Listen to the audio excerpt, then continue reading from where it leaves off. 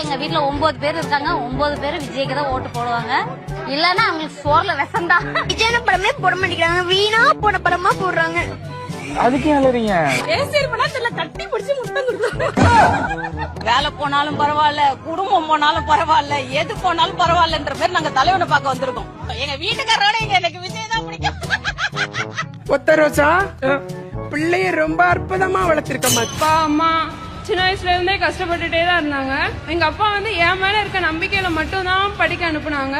படிச்சுட்டு முடிச்சுட்டு என்ன பண்ணிருப்பேன் அப்படிங்கிற ஒரு ஐடியாவே இல்லாத போது வந்து நான் முதல்வன் ஸ்கீம். ஸோ அது மட்டும் இல்லைன்னா வந்து என் லைஃப் இப்படி ஆயிருக்குமான்னு தெரியல. என்னோட ஃபர்ஸ்ட் மந்த் சேலரி வந்து என் கையில இப்போ இருக்கு. எங்க அப்பா கையில கொடுக்கணும் இந்த மேடையில அப்படின்னு ஆசைப்படுறேன்.